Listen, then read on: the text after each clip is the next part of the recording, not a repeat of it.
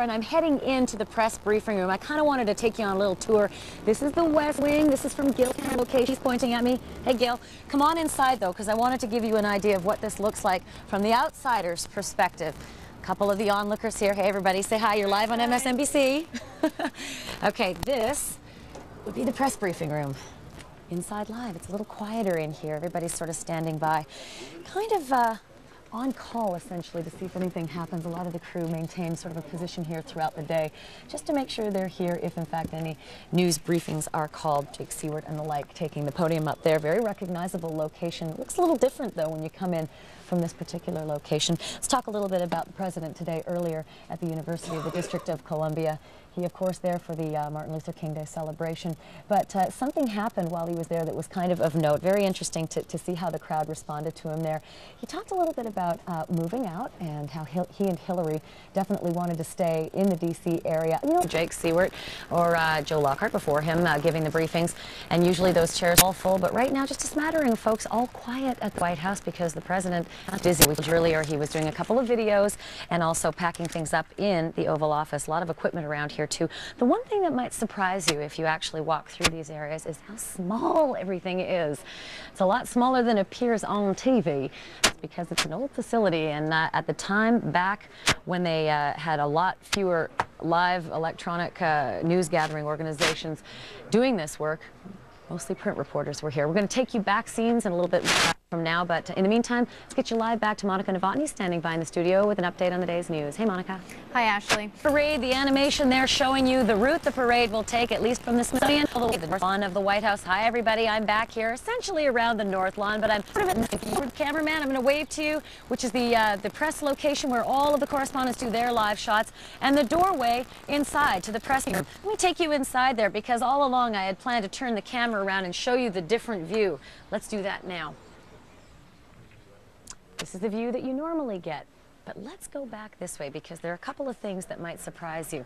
First of all the equipment that's always on standby, and a lot of the crews and people who are waiting, just in case there's a news conference called, they're here, ready to go live. Come on back here, though. See this? I think things might be a little lax nowadays, because I'm going to take you on a wee bit of a tour. And I will apologize in advance if the microphone pops in and out. It's because this is kind of a difficult area to get transmission, so you might hear a pop here and there. But I'll give my best tour analysis if I can. Coming through this way, this is the Associated Press offices and their workspace. Just a little bit farther, as you see them working away, Reuters, and that's where they do their filing from, really just steps away from the briefing room. Back around this way, and you come into some of the other workspaces, the Washington Times, Chicago Tribune. Down there at the very far end, that's Paul Singer. He's with UPI. Paul, did you used to work with Helen Thomas? Yeah, do you see her very often anymore? Yeah, she now occupies the space right here. There you go. Most mornings, actually. Interesting. Paul Singer saying that he's not only worked with Helen Thomas, but that he works right behind her. Back this way, as I get Leroy to pan over behind me, there's Bob Kirk. I don't know if you can see him through the window. Bob Kerr is working right now, filing for NBC News in our NBC News workspace. Very crowded quarters back here. A couple of pizza boxes over in the kitchen area, too, with a microwave or two. Let's walk back this way and see if we can't get a bit of a view as well. The interesting thing is that when you get to the outgoing administration, not only are things quieter, but the president's schedule is a lot more lax, too. Someone said, don't be surprised if you just see him around. We haven't today, but we did talk earlier with Jake Seward, who said he would see if maybe the president would come out and talk to us. I'm highly doubtful that that will actually happen, but it is interesting, nonetheless, to be able to take the tour around the briefing room.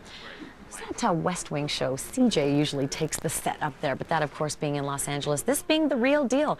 Take a look at the number of seats, though. You might think, being that this would be the place everybody's always present for a news conference, that there might be more. Nah, not many at all.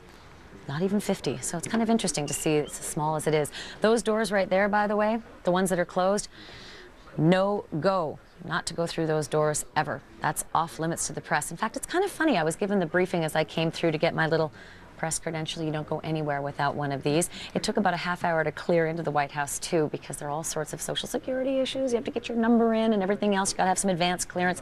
But I was also told just exactly where we couldn't walk and where we could walk. And surprisingly enough, you can do the walk from here to those camera positions out there. In fact, let me take you back out there, because I wanted to show you a view that very few people actually get. And I'm going to actually have to hustle, because I want you to be able to see this. In the meantime, Let me get Gil, our camera operator, to spin things around too, because here's a view you don't often get. The correspondents who work out of that press briefing room, and don't forget the stakeout position just in case the vice president or the president or maybe a diplomat comes out and wants to have a chat. Here's a view you don't often see over on the North Lawn where all those correspondents do their live shots. Take a look. Rife with equipment. It is 24/7, 365 days a year, just like this. The equipment stays here. This stuff all cleared, covered for foul weather. And you can even see some of the correspondents getting ready to do their live shots right now. That's that pretty shot of the White House over top your shoulder. This is the not so pretty location where you actually end up doing that live shot from. So it's kind of interesting to get a secondhand view and a backdoor view of all the machinations of how you report from the White House. Lestor, how close are you at this point? I am very close. Can we punch up the nose camera, guys? I want to show her how close we are. Okay, that's the gate. This is where the president will walk through. What you're looking at down there is the inauguration stand right in front of the White House. So very close. I hope to join you there.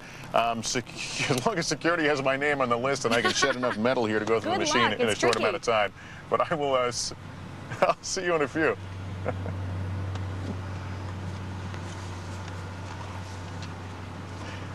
We'll be right back.